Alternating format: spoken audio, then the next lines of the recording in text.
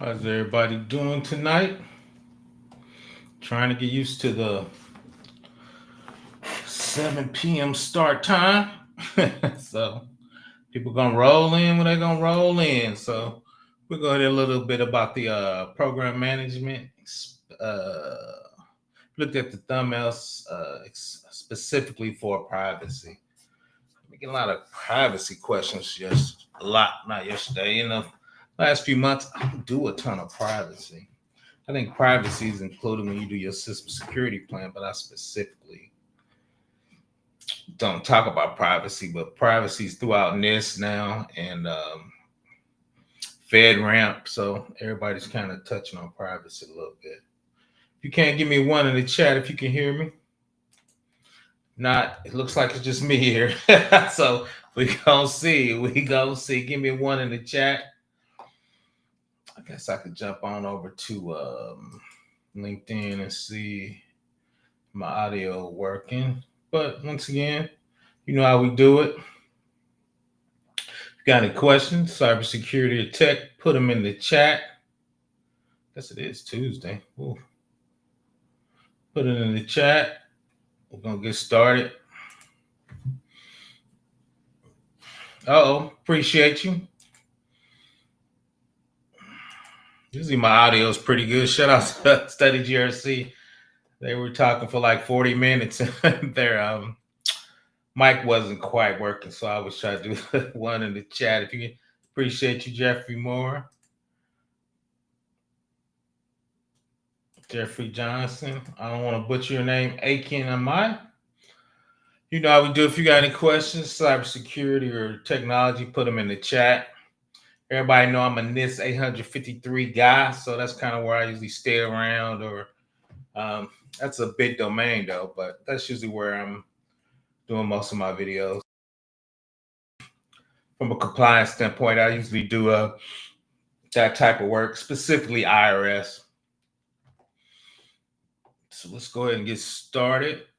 We can always roll back. Shout out to my man Jim R for making it. Let's see. Shout out to Jim R. Shout out to my man Dr. Finesse. Glad to see you. Good evening. So once again, we're going to program management specifically. Shout out Kiki and James and Jasmine. My bad. Glad to see you. Trying to get used to the 7 p.m. time. It's a little different. So what's going to hit the NIST 800-53, the program management framework, specifically PM-18, which is a privacy plan, which I've never done before, to be honest. I've done a few SSPs in my time. I've just never quite focused on the privacy piece. So we're going to kind of touch in on what's in there and what it should look like. And so you see it there, the PM program management. That's the 20 families of the NIST 800-53. So I'm usually in one of these families when I'm doing a video. Even if I'm talking about the tech side, it usually rolls up to one of these security families. A lot of people know I do a little AWS. So PM1 is the Information Security Program Plan. We're just going to brush through the highlights. Develop and disseminate an organization-wide security plan. Provides an overview of the requirements for the system security plan and description of the program management controls and common controls in place and plan for these meetings. So for us, the common controls will be these, and of course, these have subfamilies and enhanced controls. But this is the basic 20 families that all the controls roll up to. So want to include identification, assessment of roles, responsibility, management, commitment, coordination of organizational entities. So in your system security plan, like you have a CEO, CISO, CIO, kind of all there. Actually, procurement's in there because they buying software that you got to evaluate. But what does those roles and responsibilities? And once again, how do they relate to your information system? And from a GRC perspective, once again, if you're doing NIST, CMC, how does those businesses implement those controls that make sure you can get an ATO or pass an audit for, once again, Nist, CMC, PCI. Shout out to my man Jaime. We was talking about PCI a little bit. Reflects the coordination among organizational entities and responsibilities for information security.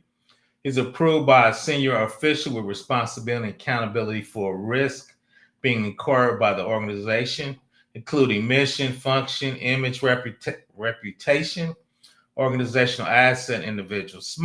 In the small companies, a lot of times CEO, CIO will wear all these hats. Then, I work for bigger companies, they be having a VP of privacy, right? So depending on how big your organization and how mature it is. I mean, when you work for those Fortune 500 companies, they be having.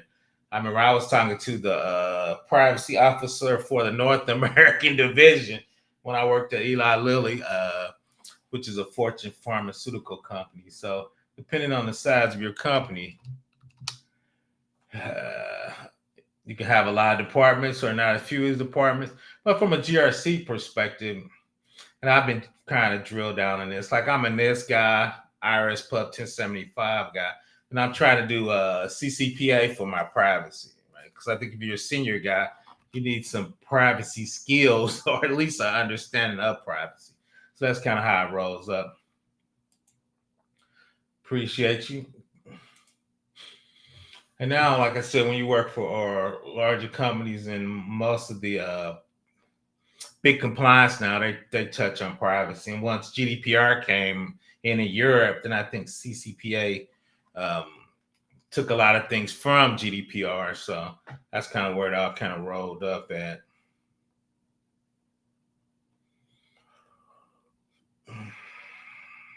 Once again, if you have any questions,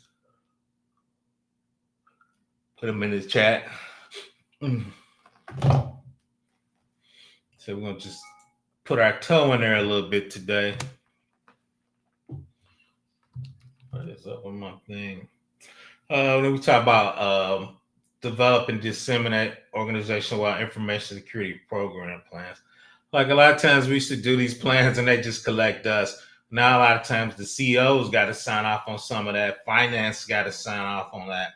Everybody has organization-wide security training now. Even some of it's checkbox. So as an org with all those now, people are definitely trying to disseminate security throughout your org. Protect information security program plan for unauthorized disclosures and modifications. So what happens if you get hacked in there, right? So there's different, you can have a breach. So, there's different type of breaches too, right? It could be PII. It could be the nuclear codes, right? I do IRS.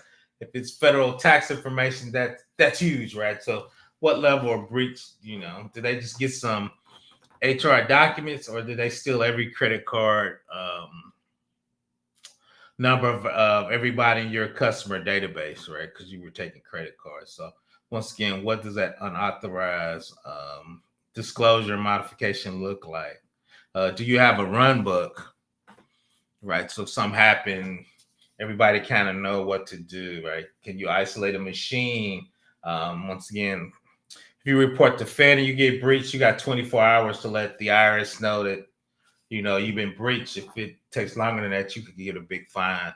So what's your communication coordination plan? So those are things we probably drill down and talk about in the future. And what does that look like from a communication plan? I think I did 3 or 4 videos on communication, which a lot of times that's what GRC really focus on, right? The tech guy is going to handle the breach. The tech guy is going to isolate the machine. The tech guy is going to brick it if it's on the internet in a foreign country, right? But who's the notification?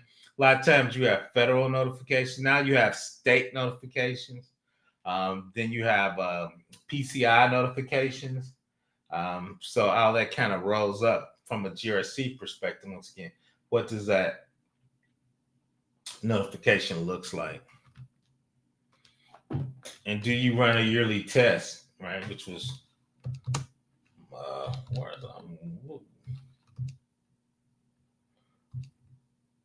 C, protect information security program plan for an unauthorized disclosure and modification. Once again, 18, that's what we're talking about today. This is a privacy program plan. That's control. Once again, you're going to develop and disseminate it an organizationally wide privacy program plan that provides overview of the agency privacy program, includes description of the structure of privacy, resource dedicated to the program, provides an overview of the requirements for the privacy program, descriptions of the program management controls and common controls, includes roles and responsibilities. Like we talked about the security plan, this is actually a subset of that, but it mimics the same structure. Roles and responsibility, description of it, who's in charge of it. A lot of times it's going to be the CISO. Unless you work for a big company, then a lot of times they do have a privacy officer. So what would that look like? If you're dealing with a nationwide company or especially a global company, they're going to have a privacy officer. And the crazy thing is, when I worked for the big company, we had customers in Cali, so we had to do CCPA. We had customers in Europe, so we had to do GDPR. So it was great. And we had customers. We're gonna look at the difference of New York DFR. New York, since they're the financial hub, they kind of have their own privacy controls. So it can get a little bit daunting out there. I should have invited my man Dwight. He's the privacy king. I need to check on him and see how he's doing. But yeah, that. So I think from a GRC perspective, understand privacy, at least at a high level, would definitely make you more marketable. And if you look a lot of times, if you look for Nist, FISMA, Health and Hospital, which is HIPAA, if you look inside those job descriptions, most of them will have some privacy framework they're following or something they're trying to adhere to along with the federal requirement. They kind of go hand in hand. And this actually, one of their families got bigger for privacy along with risk assessments. Once again, so many people were getting hacked at a big level, so they increased those security families. What is up with my machine? It's kind of moving on its own. Once again, privacy curls. Look at 4. Describe your management commitment, compliance, and strategic goals and objectives for your privacy program. Reflect and coordinate among organizational entities responsible for this different aspect of privacy. And 2 is at the end, we're going to talk about the technical controls that goes into privacy. And that's where you have your different aspects. I always have a management piece and a tech piece. Right. So the management piece will be the GRC piece, the privacy piece, policies, procedure, plans, like we're talking about here, the privacy program plans. So all the documentation is the management piece. Then we'll talk a little bit at the end about how do you secure those pieces, what technology. Part of security and privacy is logging, right? You got to log because if somebody's looking at something they're not supposed to be looking at, you got to log it to figure out, once again, what they were looking at. So at big systems, if you select a whole database, that's going to show up in the logs. And we'll figure out, did they steal a whole database? What IP did they send it to, right? All that's part of logging, but that's part of privacy, tracking that information. And once again, 6 is approved by a senior official with responsibilities and accountability for privacy risks by incurring organizational operations, mission, function, image, and once again, reputation. So what they want somebody in charge of that from executive level. Sometimes it could be the CIO. Then a lot of times I used to work for the compliance director. Then large companies have a compliance director and a privacy director, right? And once again, we look at the high level, the requirements for GDPR, CCPA, and New York DFS, what that looks like at a high level. So we can look at some different, and that's why I did it. Hopefully you can read it. I was lazy. I took the screenshot. Yeah, that's kind of small. Let's see if I can make it bigger. PBO just did it right before we started, but if you look at the top, it's GDPR, CCPA. It's talking about geographical scope. Is that too small? I might need to make that bigger. But yeah, GDPR is EU, European Union. CCPA is California residents. New York DFS/Shield protects the private information. What is up in my machine? I need to. So yeah, so let's keep rolling. Protects the private information of consumers' data of New York residents, right? So the difference is a lot of times, I think New York DFS, since it's a financial industry specifically for New York, which is once again the financial capital, right? You see a lot of investment bankers type companies using New York DFS. CCPA because Cali's so big.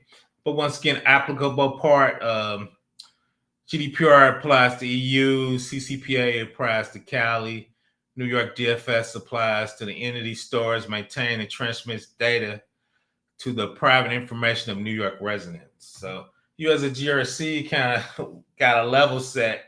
Do we got New York customers? Do we got European customers? Do we have Cali customers?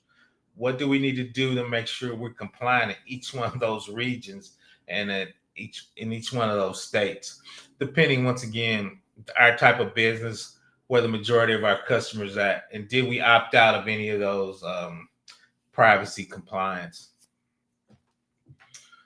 Let's again talk about consent model for GDPR.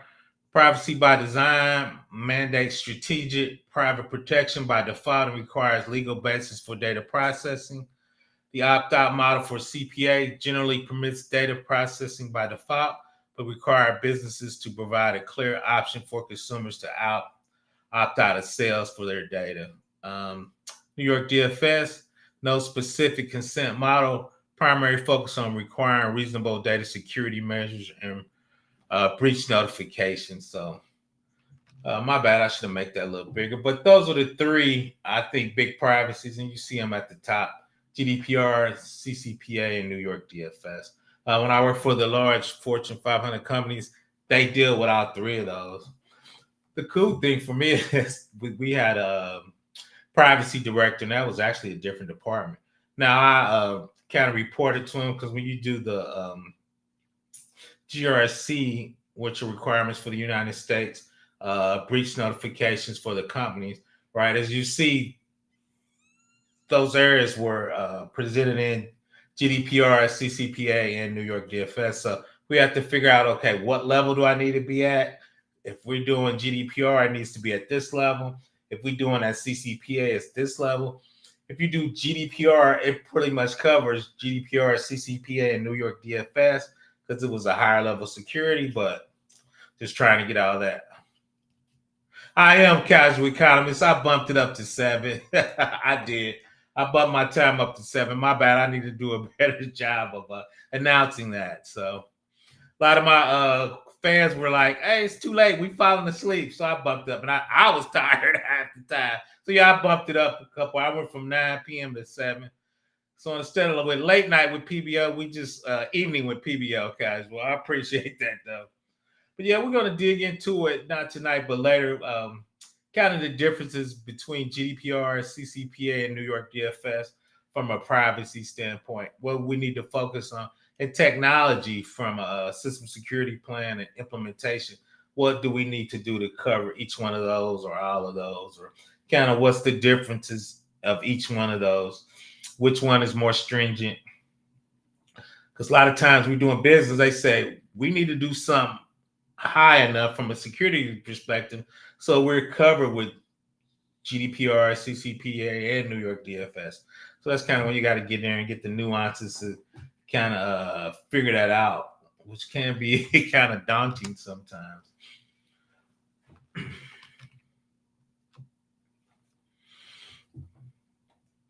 Back to the privacy plan now.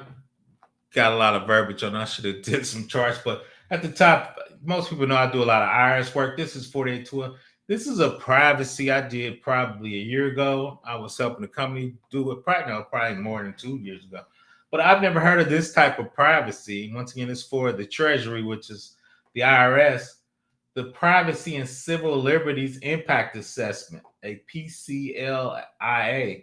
It's the process of examining the risk and ramifications of user information technology to collect, maintain, and disseminate information and identifies forms about members of the public, agency employees.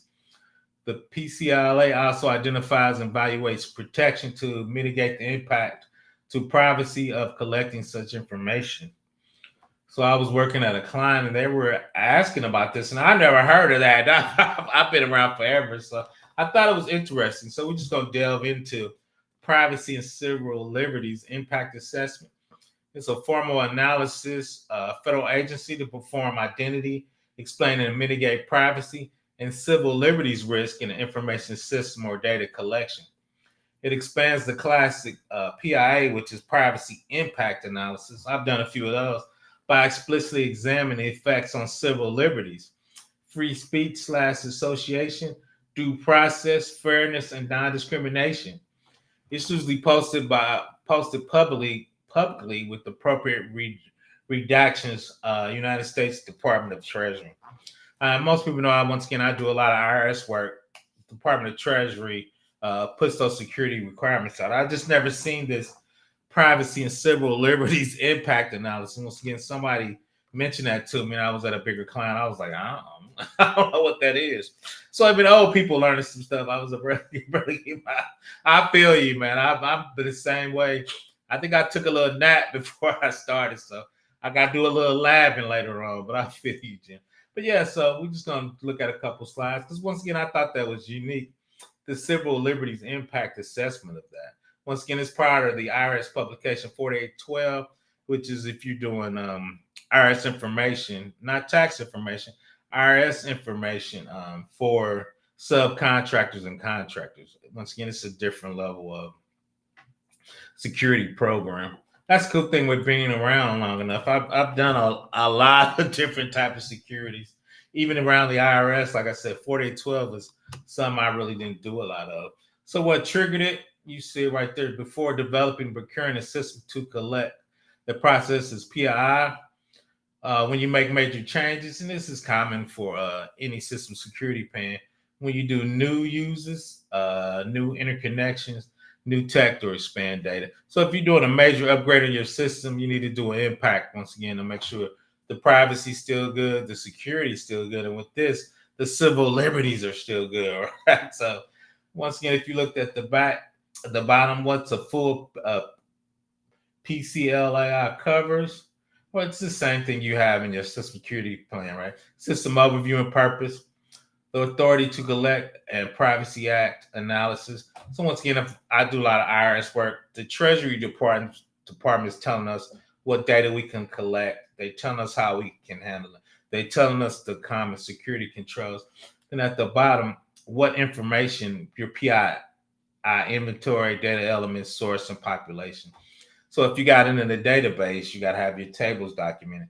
If it's coming through a web server, Apache Tomcat, you got to have a data flow diagram that traces the flow of that information, right? You see that data flow diagram. It shares in integration, which include matching and data mining. We don't do a lot of data mining, but the interconnections called MOU, memorandum of understanding. That's a contract between you and that company or you and that agency.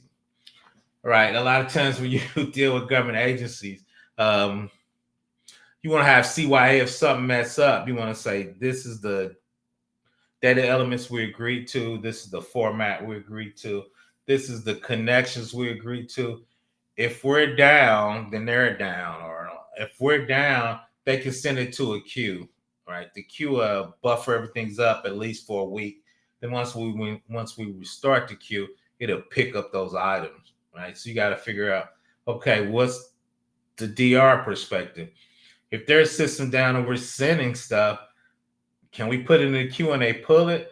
Do we need to be able to be like, okay, we didn't get money to Tuesday, you need to resend it?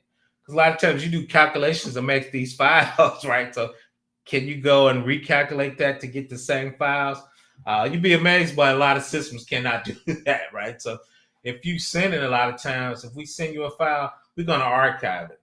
So if some reason you need it or you didn't get it or you mess it up, we can just pull it out our archives with the date and time and we can send you that file. Sometimes the file has to be in the same order by date and time because of accounting, calculations, how you run your numbers. But once again, your MOU and your sharing your interconnection, your standards tell you what that is. And part of that in there too is what's your security controls? Are we doing encryption? Are we signing it? Are we um, compressing it? Right? All that stuff needs to be figured out so we know what that is and it's documented. So if it's messed up, we can say who messed it up, right? So my boss always, we don't want to be the problem, right? So the MOU helps you have that understanding. Even in my big companies, because the big companies, people blaming big divisions inside a company, right? Nobody wants to mess up a big field. Shout out to my man Ty.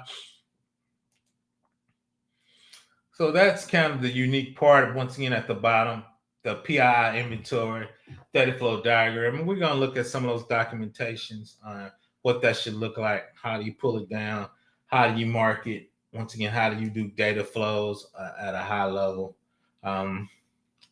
We probably walk through those because if you're going to do GRC or assessments, risk assessment, internal assessments, PII, PCI, all those have data flows, integration and change. And we'll look at a couple of those. What is your technology architecture look like? Right. We always talking about GRC at the top and PII, FTI, encryption, but somebody's got to implement it and send a real file, right? So they can do it, pay it, post it if you're doing an accounting system, right? We always talk about, I always call it the cute stuff. You're doing the paperwork, but somebody's got to actually put pen to paper, or finger to keyboard, right? We need some zeros and ones, right? But from a GRC side, once again, the civil liberties part of this was kind of a little different for me. That kind of intrigued me a while. Once again, somebody asked me to do some 4812 work for a while back. So that's when I first saw it.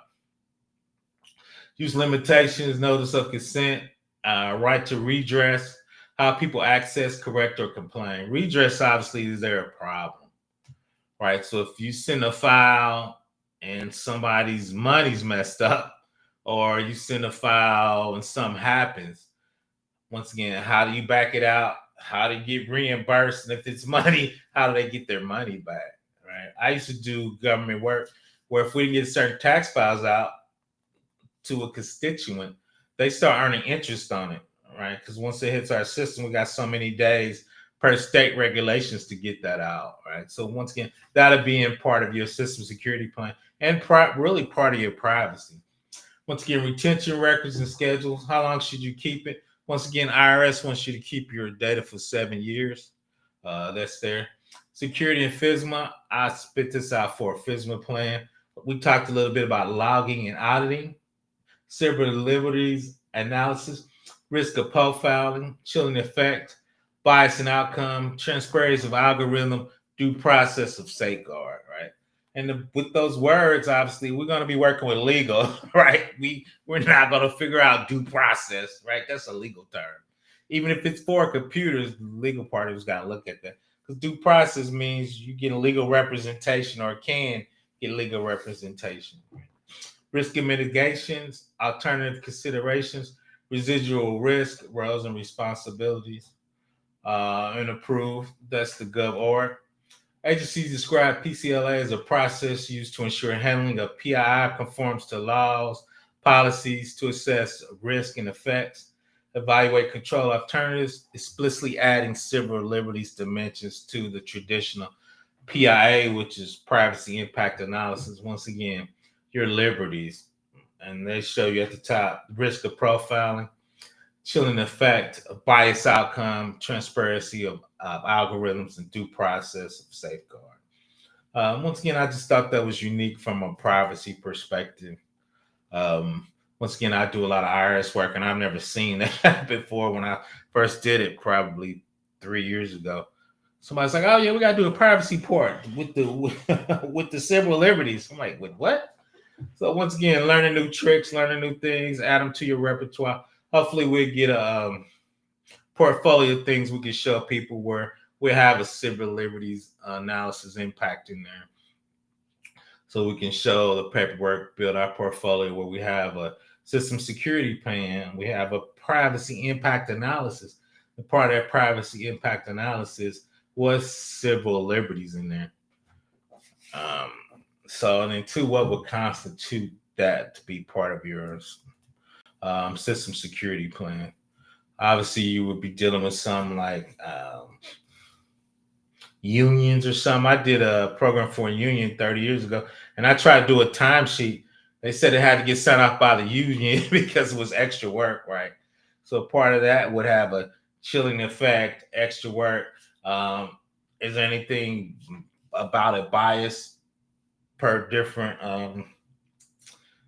demographical references? So once again, you're going to be working with legal and other agencies on it, but it's just good to understand those to kind of figure out what you need to ask. And like I said, some of that I definitely wasn't aware of, and I've been in the game a long time. I'm like, what? So, but two, I think things are becoming, because everything's computerized. So I think once again, that civil liberties part of IT is just kind of catching up to those particular requirements.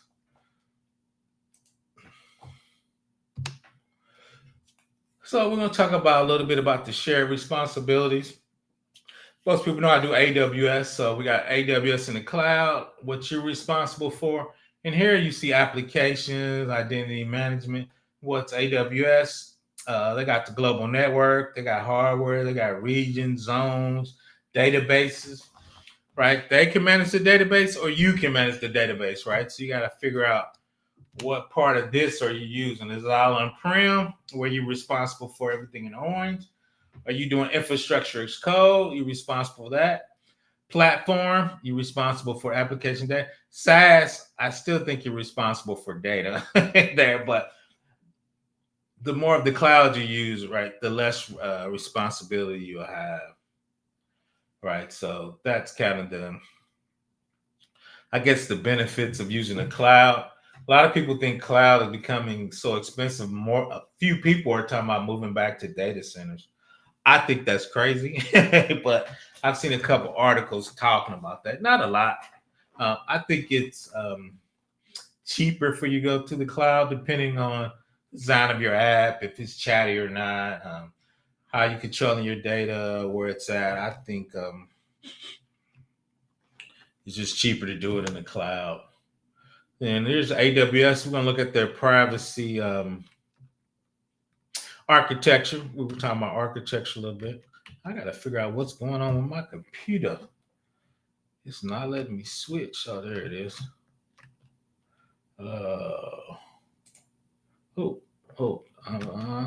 Yeah, my bad. I hit the wrong button. PBO struggling. Hey, PBO struggling. Let me get it back. Why is my big face on here? Let me get off the screen. Once again, I've dropped the link if anybody want to come up. We're going to talk about the technology piece of that. Then what is going on with my machine? I think I need to upgrade or something. Who knows? Maybe I'll need to upgrade. I do got a different piece of different laptop, so.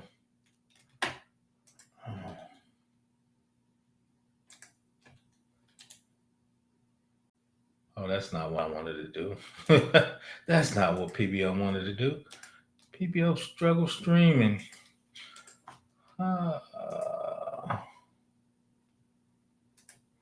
It is not showing. We're going to make this work.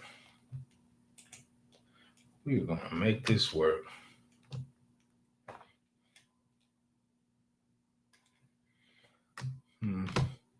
What is going on with my box today? Bear with me. We're going to make it work. Once again, the link's there. We're going to figure out what's going on with the PowerPoint. This kind of happened last week. I don't know what I need to do. I don't know if I need to upgrade or. Okay.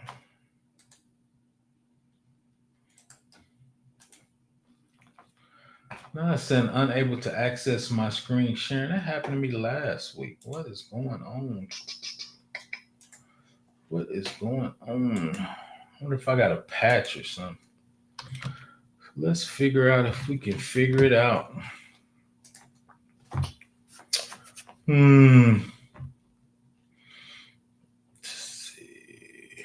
I am going to do. Let's see if we can make this work. We might. We're just gonna make it work. I think we're gonna do it like that right now till I figure out what's going on. So we're gonna go over the AWS. You see it right there, privacy reference.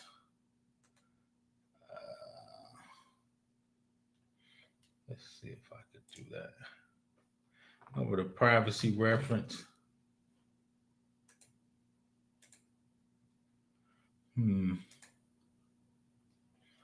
Try one more time, and we're gonna see.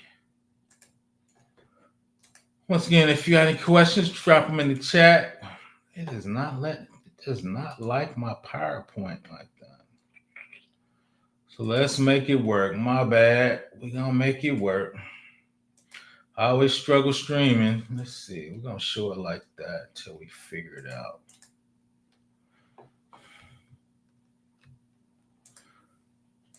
So we're gonna do okay. We're gonna just show like for some reason when I spin them up, it doesn't like my PowerPoint, but we're almost done. So you see it right there, the AWS privacy reference.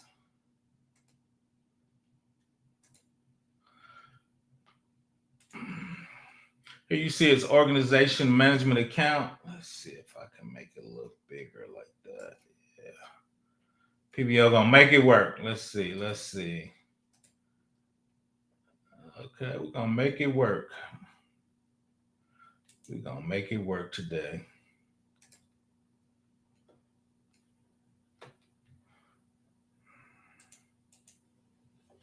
So you see the organization management account. In AWS, you have multiple orgs like Windows domains. You have orgs.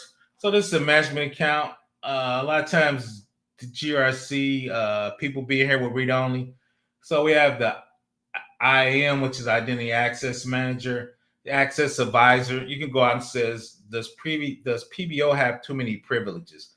Let's see his access, and it advises you on that. Control tower is kind of the best format for setting up users and orgs in there. You hit a button. System management and AWS organizations. Then at the bottom is, I'll call it the GRC.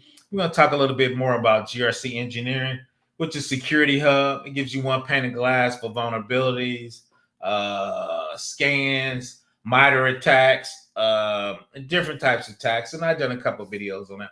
But once again, from a compliance engineer, guard duty, AWS config is you run vulnerability scans. Config will give you compliance scans.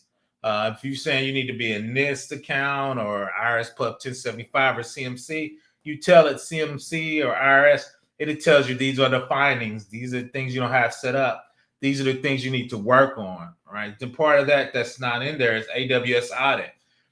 You can send those findings to AWS audit, kind of put them in a release so developers can work on. Because a lot of times when you have findings, if they're high, you got 30 to 60 days to fix them.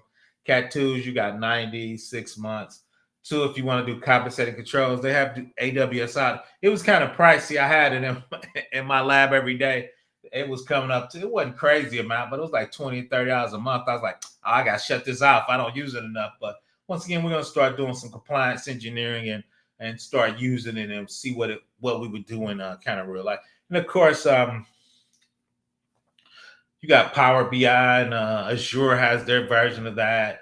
Google has their version of that. So each one of the big guys kind of has their version of each one of those tools. All right, at the top, this is the security OU, which is organizational unit. These are security tools. Once again, you see Security Hub, Audit Manager. KMS is Key Management System. You want everything encrypted. Inspector, guard duty, you can scan CVEs. You can scan different vulnerabilities with both of those. Once again, firewall, a lot of times you want them to go through special firewall, so you can scan the packets, you can drop packets, you can look for different malware and different packages. So once again, these are all security tools that you will use. Then once again, over there, the log and archive. You got Cloud Trail and different users and OUs. You want all those in one single bucket, centralized, so you can trace it for when it comes into your load balancer or CDN, whatever you use, and trace it all the way to the database, right? So you got flow logs, which is coming from your VPC, with your network log. Access logs could be coming from your database, Aurora, RDS, MySQL, Postgres. DNS logs, you could be using Route 53. So once again, you want to put all those in one central bucket, as you see S3, which is their object store. Then you can scan too, because you want to be able to trace a packet from where it starts to where it actually goes back out. So then once again, you can figure out if from a MITRE attack, is Rush attacking you, Cozy Bear attacking you. You could do those TTP techniques by looking through your logs. And once again, distributed and centralized security guardrails. You still set hub, guard duty, once again, config. Because once again, you can have a centralized or distributed org, depending on how you set it up. And at the top is your infrastructure OU, and that's the stuff we were looking at. Your DNS coming from your Route 53. That's AWS DNS. Inbound VPC and outbound, right? That's your virtual private cloud, meaning you configuring your subnets. You configuring where you put your subnets. Do you got a 3-tier, 2-tier? Are you doing zero trust with micro subnets? You set that up. You're responsible for it. From infrastructure. GRC, we're responsible before, because we got to say, this is Nist compliant. This is CMC compliant. This is IRS Pub 1075, right? So that's kind of where your technology comes with your GRC, because you got to set up certain networks in a certain way to be secure to do federal data. So let me see, let me check, because people over here struggling with the PowerPoint today. Let's see, at this stage, or just maintaining, you still above and beyond mode. A little of both. Maintaining, because a lot of times if I do Nist and GRC, I've been doing it so long, but if I might want to switch to data engineering, I've done that for a decade, because that actually gives data to AI. So I'm thinking about that at a high level. GRC from an automation point in AI, I don't think AI is going to take all the jobs, but I think AI is going to reduce the I ain't gonna say the people in GRC, but I think you're gonna need to move more to compliance engineering. But once again, I think we're gonna drill down that and kind of talk about that. Shout out to Kevin Whitney. It's pretty well. I can't complain, man. I can't play. Just hanging in there, man. Just kind of hanging in there. Crazy job market. Just trying to keep my head down. Trying to keep my head down. But yeah, at the top, my bad with these slides. I gotta figure out. I need to get in the restream and kind of figure out why it's saying some of my slides are unaccessible. I'm like, dude. But once again, that's the infrastructure. We talked about the different logins over there. Then over there, you see personal data. That's usually coming from an application where you're saving it, who's looking at it. You see it different BPCs, which you see with the locks, different S3s at the top, different buckets, training, who can get to what. That bucket needs to be encrypted, right? If you're doing IRS work or federal work, you got to do FIPS 140-3 encryption, right? It's government approved. If you do regular PI, you might just do a regular X3 AWS managed key, and there handles the encryption, right? But once again, what level of federal compliance are you doing, right? To go ahead and figure out what that is. Right? I was on a client and they were doing some IRS work, so I was working with the CTO saying this is what we need to do, or here's your options. I don't tell CTOs what to do anymore. They get upset. So you need to do encryption. It needs to be FIPS 140-3. I'm gonna let you figure out what encryption you need to do to meet it. And my job is to scan it to make sure it passes. right? I can architect, but a lot of people they hire CTOs to architect, right? So I give advice, right? Or really, I give requirements, right? This encryption needs to be FIPS 140-3. You need to be encryption in rest and in transit. Right? Here are the requirements from the IRS that states this, right? So how do you want to meet that with your design? So if you look at the one on the right, personal data, and you see application. So how do you design this to meet that requirement?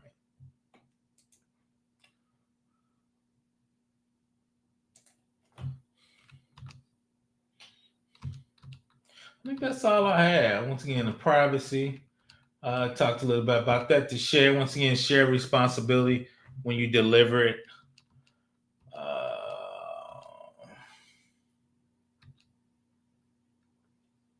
You said PM-18 information security program plan. These are the controls. This is what they're looking for.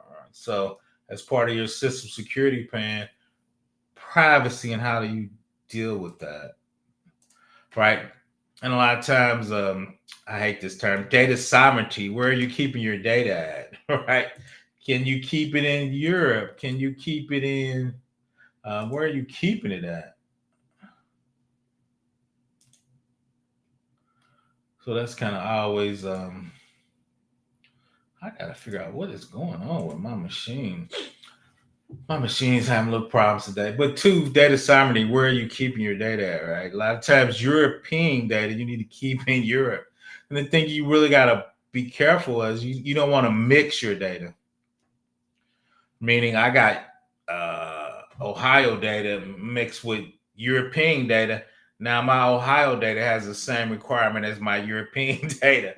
And that could be daunting, right? So we try to keep those high systems kind of small, meaning GDPR has a high level of security and what that would look like. And what should that look like, right? And what kind of way would you attack it in?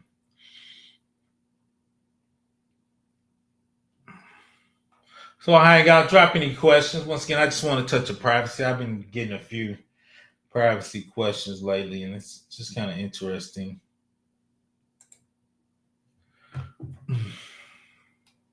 Hope everybody's doing well. Hope everybody's surviving. This job market's crazy out there, so hopefully everybody keeping their head down, just like that. Just trying to maintain. Just trying to maintain. Just trying to maintain.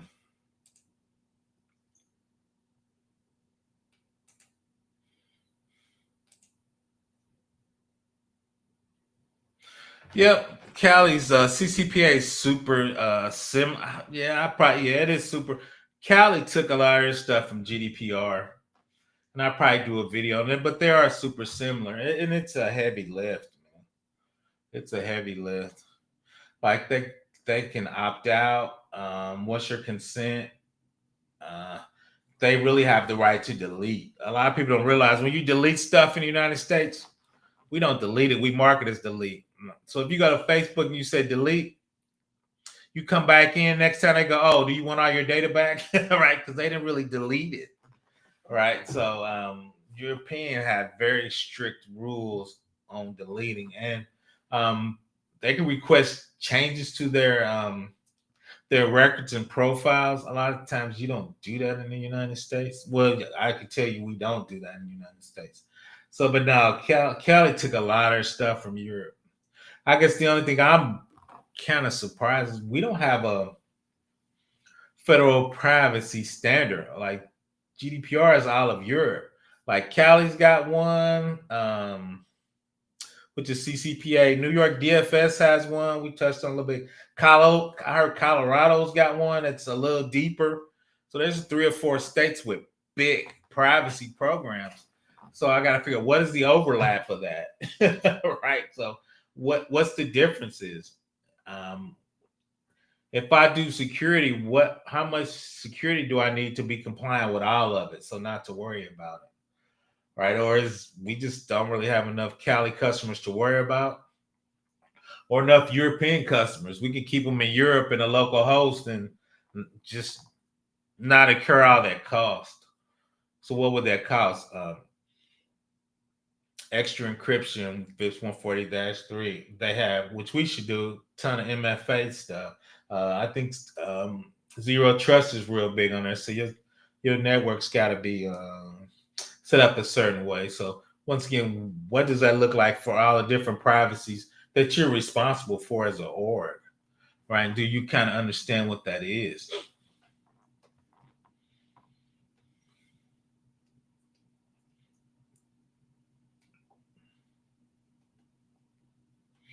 Hope everybody's having a good week. I want to appreciate everybody joining. I gotta figure out what's going on with my with my PowerPoint. Like right in the middle of it, it goes, you can't access it or it's an error or something. So I gotta figure out what's causing that. It's always something. I might need a patch or something. Upgrade. Move all my stuff over to probably a laptop. I don't know. I gotta figure out.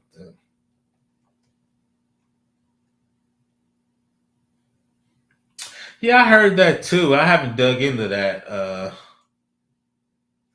Yeah, European I always do that because when you look at sub processors and processors, they talk about if you move data out of Europe, they always talking about that currently. So I can definitely see that. Like I said, I barely touch on it. Like I said, when I worked for the big company, they had a few European customers, so we would talk about it at a high level. Like you said, data sovereignty. You think a lot of companies are going to move out of Europe because they're making all those changes? A lot of people just said it's so hard to do work in Europe. So a lot of companies are talking about moving from Europe. I ain't gonna say a lot. A few brought that up. Shout out to Study GRC. I think it was Proton Email was having some stuff. They were having problems in Europe or something. They were talking about moving out of Europe.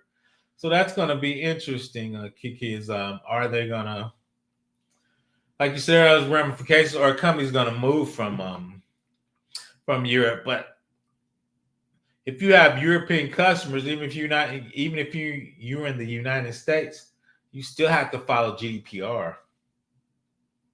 There's a couple opt out rules, but if you got a lot of European customers, I think it's over 1,000. You got to follow GDPR. And once again, that's a heavy lift. I think I'm gonna go get me a little dinner and chill. I want to appreciate everybody for joining me.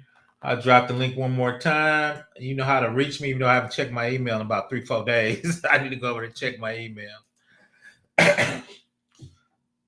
Just trying to get cooler weather, enjoying it, cooler time. Once again, I appreciate everybody for joining me.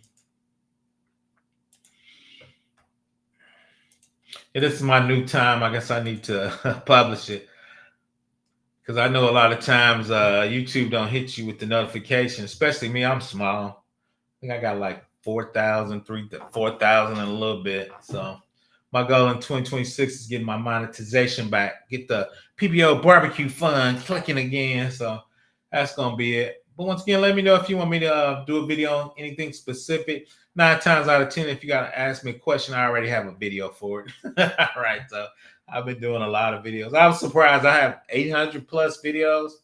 I've been on YouTube about 6 years, so I try to be consistent. But once again, I have about 800 videos, so I'm gonna start doing the pre-recorded stuff again. So trying to get that warm back up once again, so I can get my monetization back. Long story short, you gotta have 4,000 subs and 4,000 hours. No, I'm sorry, 1,000 subs and 4,000 watch hours in a year. That 4,000 watch hours is brutal trying to get. So last time I checked, I think I got 3,000. So I just need to hit it hard for about 3 or 4 months and get my watch hours back up. And I'm moving to 2 times a week. Come and check me out Friday at lunch at noon. So we're getting our lunch and learn on, talking about risk assessment and vendor assessments. I get a lot of questions about those. So I've probably done 3 or 4 videos. So this is probably the week if I gotta get some energy. Why I don't like trust centers. Shout out to Steph. Why I don't like trust centers. That's a little strong word, but there's some few things about trust centers I don't like when I do my review and have to go to trust centers and get my documentation. So that's always an issue. All facts. But I think the United States is getting close to overregulation. Um, I take that back, unless you got federal requirements. But yeah, Europe, definitely my bad. But shout out to them. At least they have some government oversight for privacy. We just kind of um, belly wicking wire trying to hold it together. Like I said, everybody's got their own, and everybody's trying to do their own thing, which is, which is not cool. But once again, I appreciate everybody. If you need me, just reach out for me. I'm usually hanging out with Study GRC. I got to get their schedule. They're going back to Discord. So shout out to those guys. I'm usually over there bothering them.